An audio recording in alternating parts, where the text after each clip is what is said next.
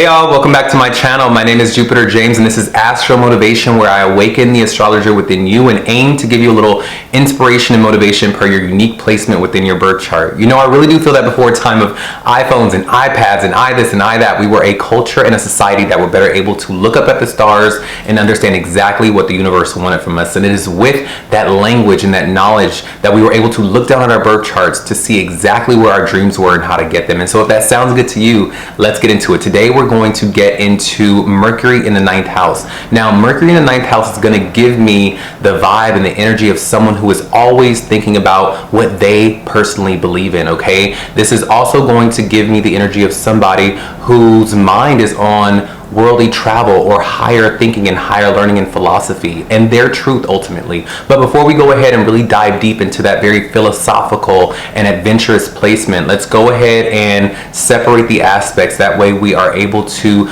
do more with the information we've been given and we're not confined to Mercury in the 9th house, okay? That way when we see Mercury play out in the world, we can go, okay, Jupiter James told me Mercury does this. And when we see the 9th house play out in the world, we can go, okay, 9th house does this. And now when these individual aspects pop up in whatever combination they may appear to you, you are able to decipher them and put the pieces of the puzzles together. That way you come up with your own interpretation of what these things mean to you, thus learning the language of the stars, okay? Now, Mercury for me as an astrologer always shows me what this person is always thinking about. You know, if I want to know what you are hung up on in the mind, if I want to know where your head is and what you're always thinking about, I'm going to look for Mercury. If I want to know what your favorite subject to talk about is, if I want to know where your mental focus in this life is utilized the best, I would look towards Mercury, okay? What are you always thinking about is where Mercury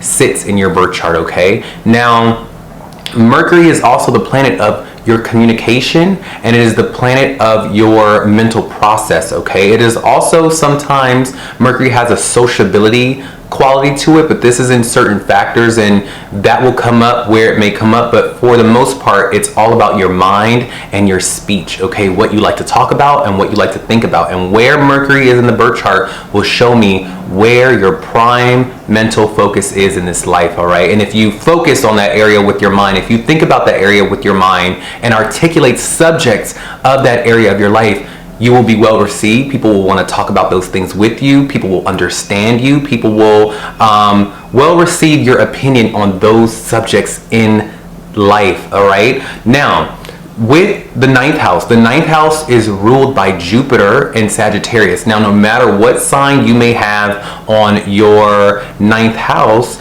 know that the original ruler of the 9th house is Jupiter and Sagittarius, okay? Now, the 9th house rules the father. This is the house that shows me the relationship with the father or just who your father was in general, okay? And this is also going to show me,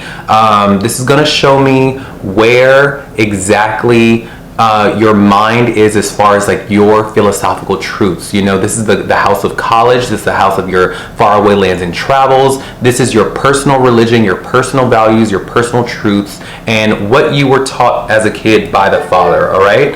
Now, what happens when we take Mercury and we throw it in the 9th house? Mercury in the 9th house is going to give me someone whose father was always talking to them, okay? Their father probably had an opinion for everything. Their father, believe it or not, your father is your first guru, okay? And the 9th house is the house of teachers and gurus, and your first guru was your father. Believe it or not, your father is the one to teach you about life and the world and look both ways before you cross the street, and this is how you ride a bicycle. You understand? So 9th house is the house of father, and your first guru is your father. So with Mercury here, this is very good because this can show me those qualities of your father had a very hands-on approach as far as cultivating and shaping your mind, all right? Maybe with his philosophies. Now, whether you agree with him or not, this is what he aimed to do, all right? The signs and different planets within that house will show me if you agreed or not,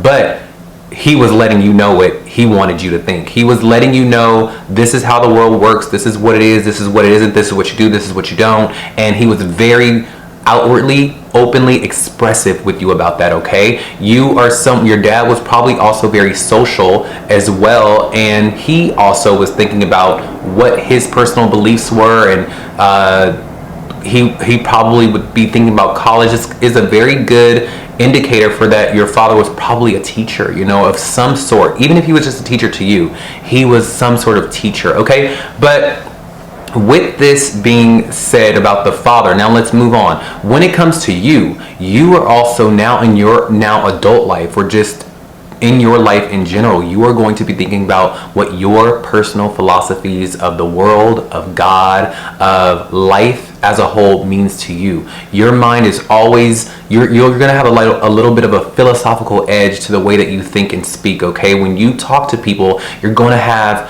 things that may relay back to the father. You're going to say things like, well, my dad told me da da da da. Like, you're going to be that type of person that may emulate your dad's speech in a way, emulate your dad's way of thinking, and you may want to communicate that to other people. You're going to be someone that really is a philosophical person. The way you speak is going to be very teacher-like. Even when you're joking, even when you're having a casual time, you probably teach others just by you being you. You're someone that is very philosophical, okay? And you can be a great teacher with this type of placement. You can be somebody that people listen to and really want to know your personal philosophies. And when you communicate your personal philosophies, people really take it in. They go, wow, like that was really well spoken, that was really well articulated, I really like the way that you broke that down. You're going to have a really good grasp on the values and the ethics that you, and the morals and the truths that you have come to know and cultivate in your life, and you're going to be able to articulate those things very well, all right, in the subjects that you hold true to yourself, all right? You could also be somebody that is very social and is able to communicate with different cultures and very different walks of life. You will find that people like you from different cultures. People want to listen to you from different cultures. This could be like a diplomat. You could be a very good diplomat, or somebody who is like a negotiator, as far as being somebody that you could be like a black person, right?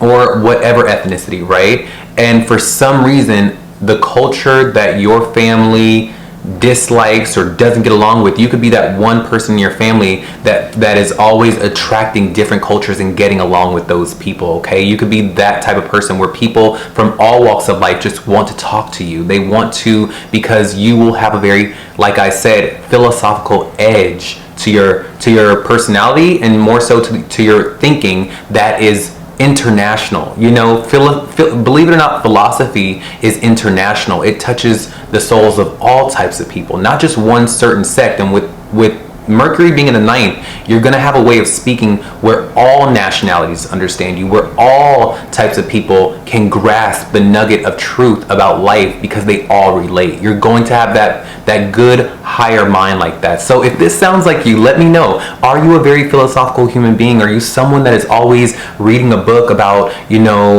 different cultures and different studies and different religions? Like, you could really be satisfied in the mind about the deeper meanings of life and other people's cultures and other people's religions. You probably grew up reading about all these different types of cultures, and you didn't let one of them permeate your belief system. You took bits and pieces and different nuggets from all different types of religions and truths and cultures and philosophies and theologies, and you cultivated your own truth about what you believe the world is. And you probably have a father that is always just like letting you know his opinion. You're just like, okay, Dad, whatever. Like, I've got my own opinion about my life. I may agree with yours, but I have my own. Does this sound like you? If it sounds like you, write in my comments below and let me know what the sign on your Mercury in the ninth house is, and I'll write back to you what you could be personally experiencing with that placement, all right? But this is a really good placement for someone who could be a great teacher, a great coach, a great guru in their own right, someone who is meant to travel to faraway lands and express their values and their ethics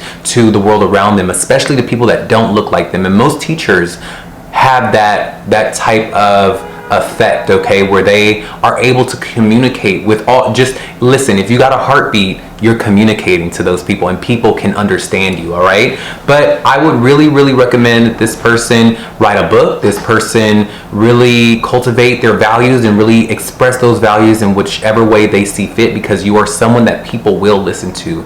You are someone that will open doors by way of your speech, okay? By the way of what you believe philosophically and what you have, the message that you have for the world. These people always come with some type of message, okay? I'm sure you looking at this podcast, this YouTube video, I'm sure you have a message. I'm sure you have a personal message that was cultivated from your childhood, and you have some certain perspective that if you gave it, if you let it be known to the world, people will lend an ear and say, wow, that's powerful. I never thought of it that way. You know, that expands other people's minds. And through you expanding other people's minds, your life becomes expanded. Your knowledge of the world becomes expansive.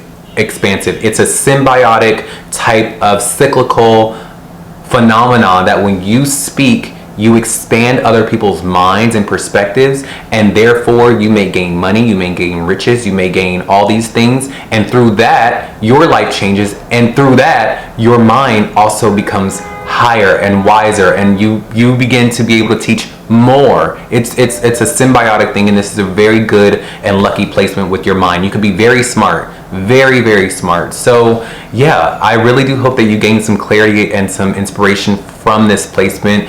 Go out, travel the world, and speak, okay? The world will listen. I love y'all. Have a good one. Bye.